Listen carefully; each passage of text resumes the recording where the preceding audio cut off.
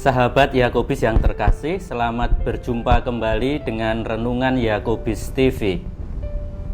Hari ini kita diajak merenungkan dari Injil Matius pasal 23 ayat 1 sampai 12.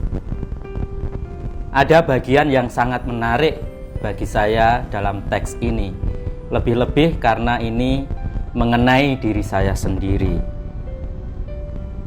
Ahli-ahli Taurat dan orang-orang Farisi telah menduduki kursi Musa. Sebab itu, turutilah dan lakukanlah segala sesuatu yang mereka ajarkan kepadamu. Tetapi janganlah kamu turuti perbuatan-perbuatan mereka, karena mereka mengajarkan tetapi tidak melakukannya.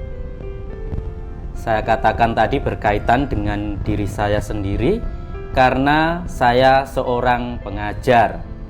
Sebagai seorang imam, saya setiap hari harus memberi homili dalam perayaan Ekaristi.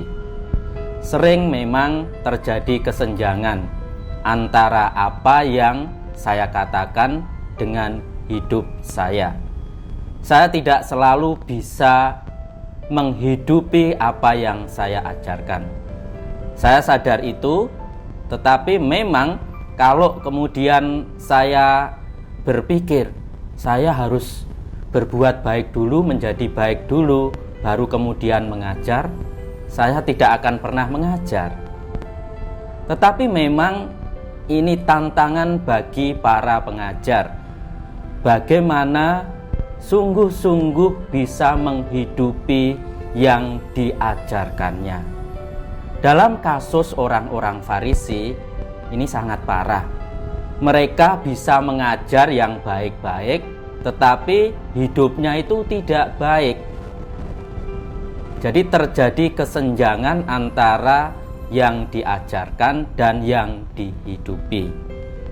Dalam pengalaman hidup sehari-hari, seringkali dari sisi pendengar yang mendengarkan ajaran, kadang juga memandang demikian.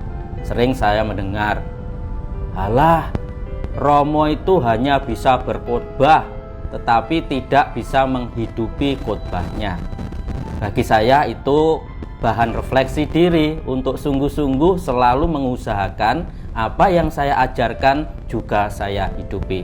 Tetapi memang tidak mudah. Maka bagaimana komprominya dalam pengalaman hidup sehari-hari? Dari sisi pengajar tentu harus selalu mengusahakan apa yang dikatakan itu dihidupi.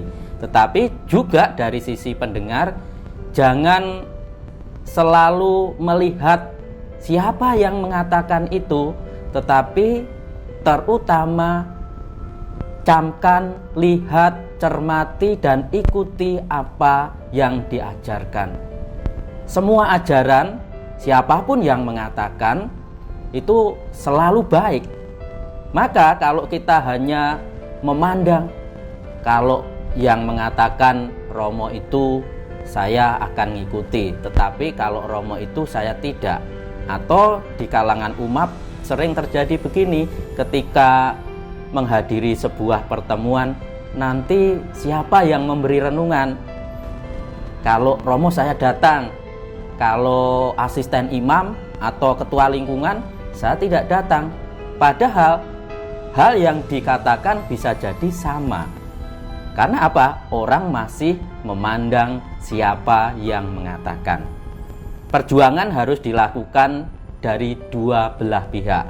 Dari sisi pengajar, misalnya saya sebagai imam, ya sungguh-sungguh selalu mengajarkan yang baik dan berusaha menghidupi itu. Tetapi dari sisi pendengar, umat juga harus mengutamakan hal baik yang didengarkan itu, tidak terlalu memperdulikan siapa yang mengatakan. Mari para sahabat, kita bersama-sama berjuang agar segala ajaran baik, lebih-lebih yang diajarkan Tuhan, kabar gembira Injil, sungguh-sungguh bisa menghidupi kita semua. Bukan hanya Anda, tetapi juga saya sebagai pengajar. Tuhan memberkati.